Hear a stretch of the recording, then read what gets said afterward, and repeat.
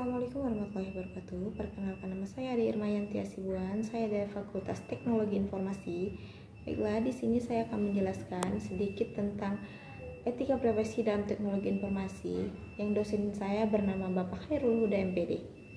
Baik, pertama saya akan menjelaskan definisi profesi. Profesi adalah suatu pekerjaan atau jabatan yang menuntut keahlian khusus yang diperoleh melalui pendidikan dan pelatihan tertentu, serta memiliki standar etika tanggung jawab sosial norma yang harus diikuti oleh para anggotanya.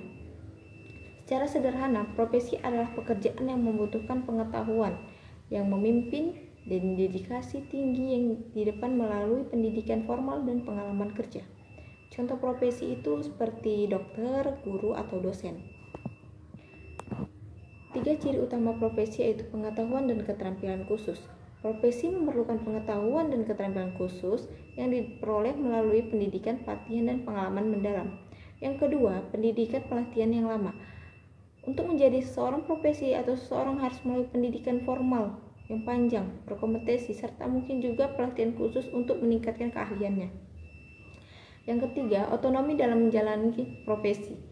Seorang profesi atau profesional memiliki otonomi dalam menjalankan tugas-tugas dan membuat keputusan yang terkait dengan profesinya. Fungsi dari kode etik profesi sebagai pedoman perilaku, kontrol sosial, dan penjaga reputasi bagi anggota profesi.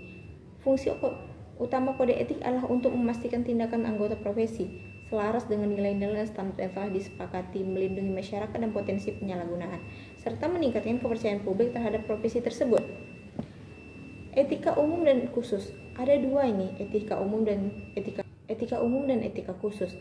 Etika umum adalah cabang etika yang membahas tentang prinsip-prinsip moral dasar yang berlaku secara umum untuk semua manusia. Contohnya, menghormati orang lain, tidak berbuat semena-mena, rajin beribadah, dan sebagainya.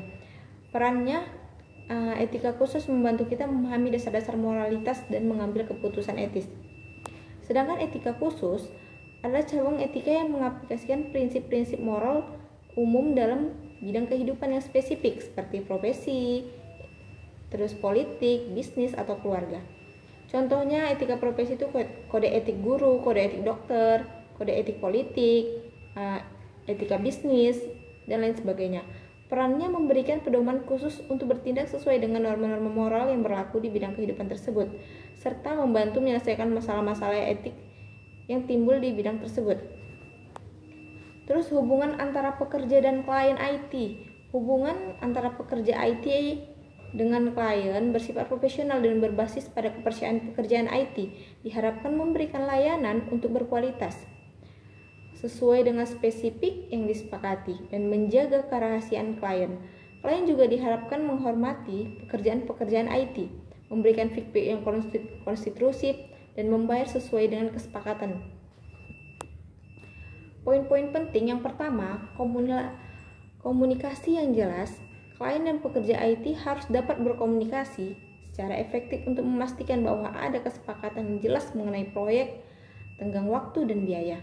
Kepercayaan timbal balik sangat penting. Pekerja IT harus dapat dipercaya untuk menjaga data klien dalam keadaan aman dan menyelesaikan proyek dengan baik. Klien juga harus dapat dipercaya untuk membayar sesuai kesepakatan.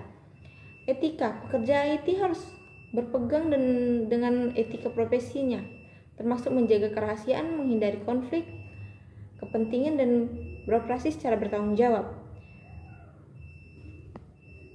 Profesionalisme, pekerjaan IT harus menunjukkan profesionalisme dalam setiap aspek pekerjaan mereka, mulai dari komunikasi dan penyelesaian proyek. Kerahasiaan, pekerjaan IT harus menjaga kerahasiaan informasi sensitif klien. Mereka tidak boleh membocorkan data klien atau menggunakan informasi tersebut untuk kepentingan pribadi. Baiklah, di sini sedikit saya sudah menjelaskan tentang etika profesi dalam teknologi informasi yang ditugaskan oleh Bapak Khairul Huda MPD. Saya rasa kurang dan lebihnya saya mohon maaf. Wabillahi taufiq wal hidayah. Wassalamualaikum warahmatullahi wabarakatuh.